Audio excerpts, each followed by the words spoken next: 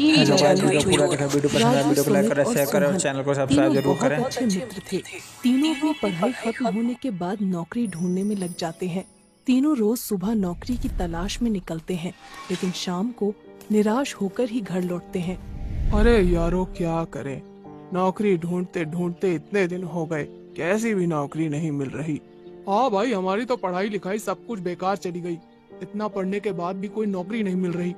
सोहन भैया, आजकल पढ़ाई से कुछ नहीं होता, पैसा भी होना चाहिए। पैसा देखकर ही नौकरी मिलती है। ये बात तो सही है, रिश्वत से ही सारे काम होते हैं। पैसा फेंको, तमाशा देखो। समझ नहीं आ रहा है करे तो क्या करे। गांव से भी लगातार फोन आते रहते हैं, रोज पूछते हैं मिल गई नौकरी, कब कमाना शुरू करोगे। सबकी बातें सुन सुनकर दिमाग खराब हो जाता है। कहाँ से दूं पैसे, चोरी करूं या किसी के घर में डाका डालूं। भाई अगर यही सब रहा तो हमें चोरी ही करनी पड़ेगी। हाँ सोहन भाई, तुम सही बोल रहे हो। मुझे तो लगता है हमें यही काम करना चाहिए। ईमानदारी में कुछ नहीं रखा, क्यों ना हम तीनों मिलकर चोरी करें। राजू की बातों से सोहन राजी हो जाता है, लेकिन सुमित गुस्से में आ जाता है। फिर सोहन और राजू सुमित को उसकी ऐसी ऐसी परेशानियां गिनवाते हैं कि सुमित भी चोरी के लिए राजी हो जाता है।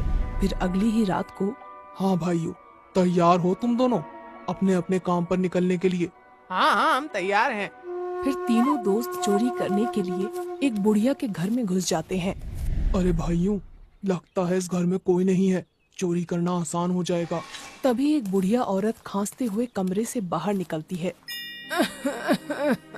हे भगवान जी, कैसी जिंदगी है। प्यास लगे तो कोई पानी पकड़ाने तक को नहीं है। चलो, जैसी आपकी इच्छा।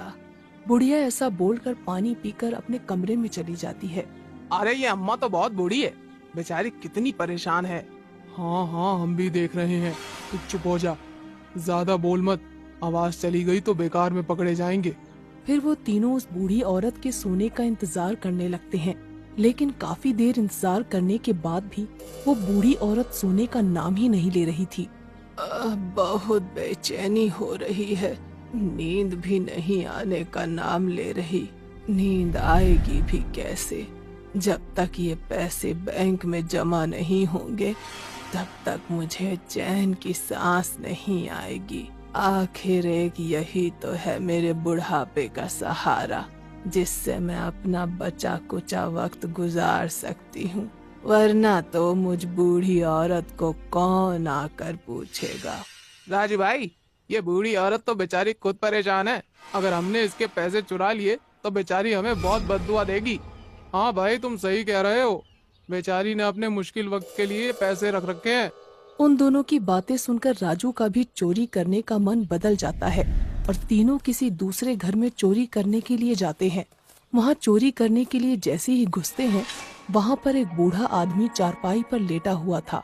वहीं पास में एक बूढ़ी औरत अपने जवान बेटे से बात कर रही थी कि ये सोना बेचकर कल हम तुम्हारे पिताजी का ऑपरेशन करवा देंगे, और रोने लगती है। तीनों दोस्त उस बूढ़ी औरत की परेशानी देखकर दुखी हो जाते हैं और वहाँ से भी बिना चोरी किए आ जाते हैं और आकर तीनों एक पेड़ के नीचे बैठ जाते हैं। उस पेड़ के नीचे एक टूटी हुई मूर्ति रखी थी। भाई ये काम हमारे बस की नहीं है, हम चोरी नहीं कर सकते, चोरी करना आसान नहीं है। हाँ भाई, सही बोल रहे हो। अब क्या करेंगे?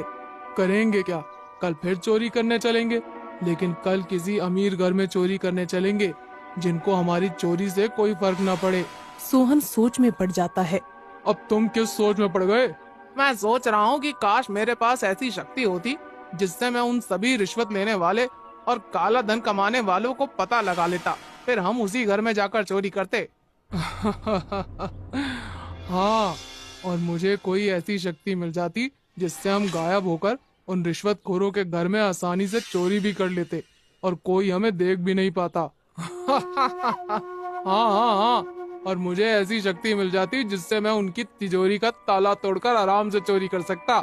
और ये बोलकर तीनों जोर जोर से हंसने लगते हैं। तभी मूर्ति से आवाज आती है, तथास्तु। तीनों आवाज सुनकर डर जाते हैं और डर कर अपने रूम पर चले जाते हैं। वहाँ जाकर वो तीनों सो जाते हैं। अगले दिन सुबह उठकर, अरे राजू भाई, सुमित भाई, मुझे रात को सपने में एक ऐसा घर दिखाई दिया जिसमें बहुत सारा काला धन था। अरे सोहन भाई, वो सिर्फ बातें थी, जैसा हम बचपन में सोचते थे। काश ऐसा हो जाता, काश वैसा हो जाता। बचपन में तो हमें पता ही नहीं क्या क्या सोच लेते थे। बचपन में हमारी हुई बातें सच थोड़ी ना होती थी जो आज सच होंगी। क्या पता भाई सच हो जाए। एक बार कोशिश तो करते हैं।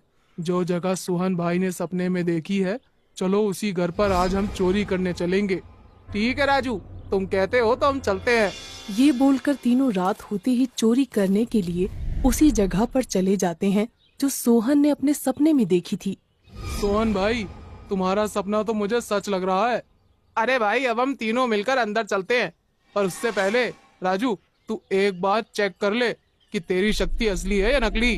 राजू अपनी शक्ति का पता लगाने के लिए उस बिल्डिंग के चौकीदार के सामने अंदर घुसने लगता है, लेकिन चौकीदार ऐसे आराम से बैठा था जैसे उसे कुछ दिखाई ही नहीं दे रहा हो। अरे वाह, इस चौकीदार को तो मैं दिखाई ही नहीं दे रहा। राजू सोहन और सुमित का हाथ पकड़कर अंदर ले जाता है। हाथ पकड़ते ही वो दोनों भी गायब हो जाते हैं। तीनों उस घर के अंदर घुस जाते हैं। सुमित, मेरा और सोहन का काम तो हो गया, अब तुम्हारा काम शुरू करो। जैसे ही राजू ने तिजोरी को हाथ लगाया, उसका लॉक अपने आप ही खुल गया। राजू, सोहन और सुमित सारा पैसा भरकर वहाँ से गायब हो गए। ये तो बहुत सारे पैसे हैं। हाँ, इतने पैसे मैंने पहली बार देखे हैं। मैं सोच रहा था कि क्यों ना हम इन पैसों से गरीबों की मदद करें। हाँ, तुम बोल तो ठीक रहे हो। फिर वो तीनों जब भी कोई रिश्वत लेता है, उसके घर रात को जाकर उन पैसों की चोरी करते हैं और उन पैसों से गरीबों की मदद करने लगते हैं। फिर एक दिन, सोहन भाई, आज रात कोई ऐसा अमीर पैसे वाला घर का सपना देखना जिससे उस बच्ची के दिल का ऑपरेशन हो सके। उस छोटी बच्ची के ऑपरेशन में बहुत पैसा चाहिए, तुम्हें पता है ना? हाँ हाँ, मुझे पता है, लेकिन ये मेरे हाथ में थोड़ी ना है। जो मेरी शक्ति मुझे दिखाएगी वही तो सपना देखूंगा। अब तक हमने जितनी भी चोरी की है उससे कहीं ज्यादा बड़ी चोरी करनी पड़ेगी हमें। उन तीनों दोस्तों की बात एक पुलिस वाला सुन लेता है और चोरी की बात सुनकर तीनों को पकड़कर पुलिस स्टेशन में ले जाकर बंद कर देता है। हाँ, अब बताओ, ये क्या चोरी की बातें चल रही हैं? और तुम सपना देखकर चोरी करते हो, ये सब क्या माजरा है? पुलिस वाला ऐसा बोलते हुए डंडा दिखाने लगता है तो तीनों डर जाते हैं और तीनों अपनी जादुई शक्तियों के बारे में पुलिस को बता देते हैं और साथ ही गरीबों की मदद वाली बात भी बता देते हैं। अच्छा, तुम चोरी करके गरीबों की मदद करते हो? अगर ये बात गलत निकली तो तुम तीनों को अच्छे से रिमांड पर लूंगा। और पूछताछ करने लगता है।